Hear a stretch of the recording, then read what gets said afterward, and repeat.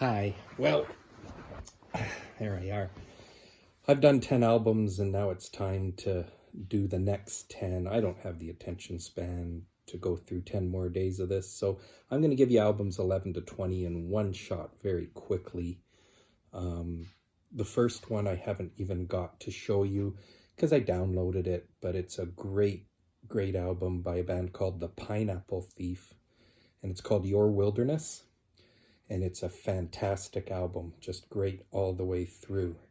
So a little progressive rock for that one. As is this one, which I only have a shirt for because I went to go see them. Of course, this is Riverside's Wasteland, and I got to see the tour, as fortunately they did come to North America. And it's a great concept album. It's a post-apocalyptic one, coming out of the bomb shelters after the world has ended, that sort of thing. This one is a great one. A lot of people know Peter Gabriel and some of his work, but this was his first solo album, Peter Gabriel 1, or Peter Gabriel, or Car, as it's referred to. This one's just got such a difference in types of music. It's got your pop hits, your Salisbury Hill, Modern Love, Here Comes the Flood, but then it's got a very progressive Morgenland, the Burgermeister. It's got orchestral with Down the Dolce Vita. It's got barbershop quartet with a song called Excuse Me. It's got everything you could possibly want. Slow ballads with humdrum. It's got blues, Waiting for the Big One. So it just got everything on it. So I just love the variety on that one. Speaking of Genesis guys, Tony Banks put out a solo album called A Curious Feeling in 1979, 2 years after the Gabriel one in 77. A Curious Feeling is a very straight-to-it concept album with a very interesting story. It's largely instrumental, but the story is about someone who makes a deal with fate, and he just wants to be wealthy and wise. He says, I'll never fall in love.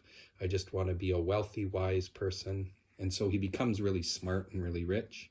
But then, of course, he falls in love. And as a penalty for that, he loses his memory and he loses all recall of his past life. And actually, this album kicks off with him just being a laborer and people asking him if he wants to know about his life since he can't remember it. He has amnesia, and he's very happy, he says, as he is, and then it goes back and tells his story. So very interesting one. This one we might as well stick with the Genesis theme. This is Sound of Contact and the album Dimensionaut.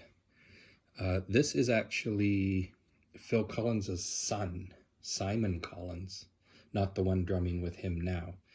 Simon Collins came out with this band, Sound of Contact. He sounds just like Phil. If you ever wanted to know what it would be like if Phil Collins decided not to write sappy ballads and decided to stay progressive, this is the one. And it's a concept album. It's a very loose concept, but it's basically about this astronaut type character and a lot of spacey kind of stuff. It ends with this 19-minute epic called Mobius Slit that is just unbelievable, but also some pretty poppy sounds too. Not Coming Down is a great single, great song, just a great straight ahead rock song. This is Spock's Beard. They're an American progressive rock band, and this is their album V or 5. This one is their finest, I think.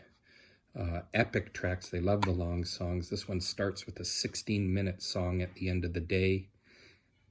Does 1, 2, 3, 4 nice sort of average-sized rock songs, and then the 27-minute epic, The Great Nothing. And this is when Neil Morse was still in the band writing for them, and their singer, they've gone through a few singer changes, but this one that came out in 2000, I believe it was definitely top of the pile for them. This is Dream Theater, and people may know of Dream Theater. This one is called Black Clouds and Silver Linings. It's my favorite one. It was the last one that Mike Port and I played on. Again, this is progressive metal. You can see just 6 songs on it. A Nightmare to Remember is a big long one to start. The Count of Tuscany is a big one at the end, which is just one of the best tracks the band's ever made. Great favorite of mine. And if you just like the 4-minute hard rock song, Wither would be great for that. Rite of Passage also. Every song on here is great. So that's Black Clouds and Silver Linings by Dream Theater. And that brings us to the final 3. This one is kind of a supergroup. It's called Kino, and the album's called Radio Voltaire.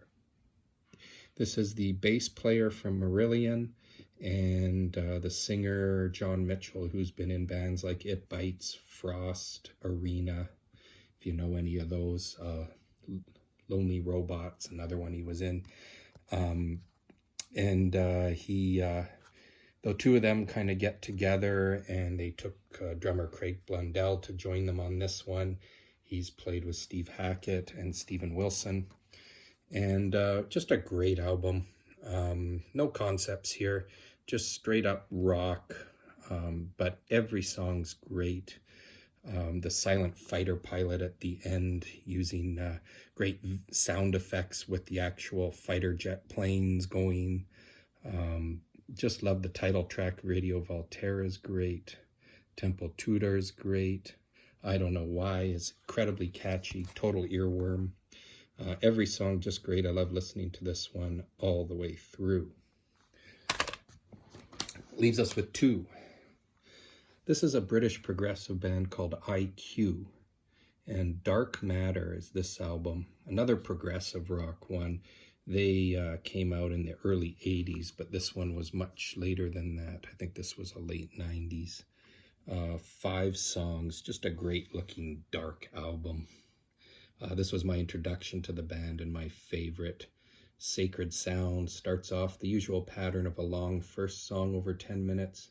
They got 3 other songs, and then the epic Harvest of Souls over 25 minutes. Little bit of a ripoff on Supper's Ready, but different enough that you can enjoy it. And if you really like the progressive rock that's really heavy keyboards, IQ's the band for you. Their singer has a great voice too, Peter Nichols. And last but not least, this is Transatlantic's Bridge Across Forever. And if you haven't heard Transatlantic and you like progressive music, this is a supergroup. Take the drummer from Dream Theater, the bass player from Marillion, the singer and keyboardist from Spock's Beard, and the guitarist from a band called the Flower Kings. Put them all together and you get this amazing album. They've done about 5 now. I think the 5th one is coming out soon, but this one is great. Just 4 songs.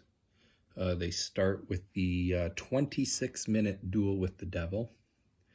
Then they have the 13-minute Sweet Charlotte Pike. Then a little 5-minute ballad, which is the title track. And then the best song they ever wrote, and one of my favorite progressive songs ever, Stranger in Your Soul. It's over 25 minutes long, and it just rocks. And you don't even know the 25 minutes just go by like nothing.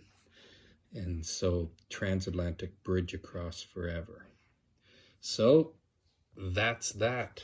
These are the albums. And, well, if you haven't, give them a listen. That's lots of homework for you to do. Pick what you like from the genre you like. I know there's a lot of progressive rock, but hey, that's my thing, you know. So take care, enjoy, happy listening.